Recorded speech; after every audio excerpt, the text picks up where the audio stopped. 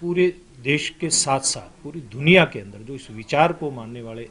लोग हैं, एक आत्ममान दर्शन को मानने वाले लोग हैं, आज वो पंडित दीनदयाल उपाध्याय जी को याद कर रहे हैं, उनको स्मरण कर रहे हैं। और आज जो भारतीय जनता पार्टी का स्वरूप पूरी दुनिया में दिखाई दे रहा है, वो पंडित दीनदयाल उपाध्याय जी के विचार के आधार पर ही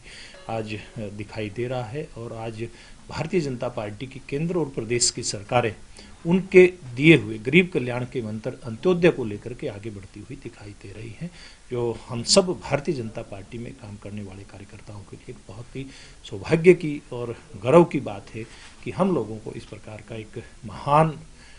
युग दृष्टा, जो भारतीय जनसंघ के महामंत्री और उसको मार्गदर्शन करने वाले रहे, ऐसे नेता हम लोगों को मिले। देखिए, वर्तमान परिदृश्य में इस बार का जो बजट है, क्योंकि कोरोना की जो परछाई है उसके चलते हुए इस बार का बजट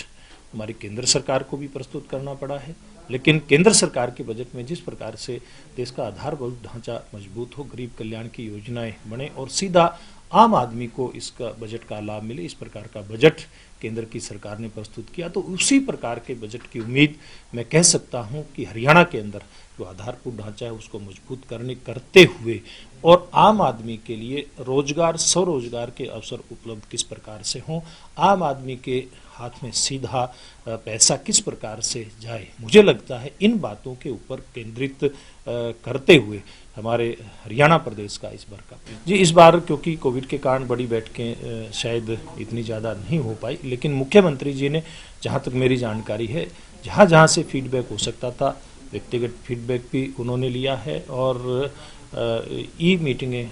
करते हुए बहुत सारी चीज़ें उन्होंने अलग अलग क्षेत्रों में काम करने वाले लोगों से उन्होंने जानकारी के माध्यम से इकट्ठी की है। मैं इसमें एक बात कह सकता हूं कि जिस प्रकार की एक पारदर्शी पॉलिसी, चाहे वो नौकरी देने की बात है या फिर खेल के क्षेत्र में खिलाड़ियों को प्रोत्साहित करने की बात है, हमारी सरकार लेकर के आई है। और जब से मुख्यमंत्री मनोहर लाल जी के नेतृत्व में हमारी सरकार बनी, चाहे पूर्व का 5 साल का कार्यकाल हो,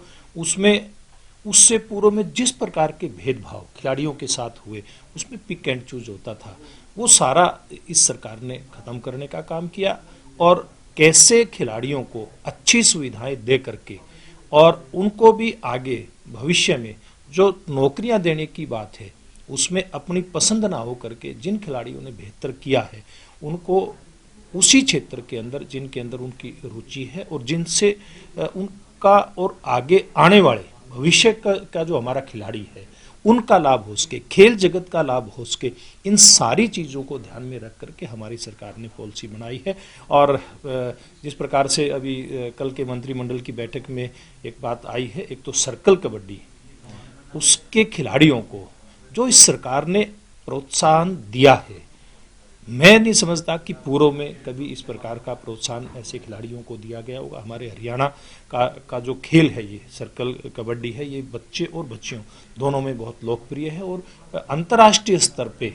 हमारे खिलाड़ियों ने इस खेल के माध्यम से हमारे देश की और प्रदेश की पहचान बनाई है। तो उनको एक बड़ा लाभ इस कल की पॉलिसी में दिया गया। और इसी प्रकार से जो ओलंपिक तक की तैयारी करने वाले जो खिलाड़ी हैं,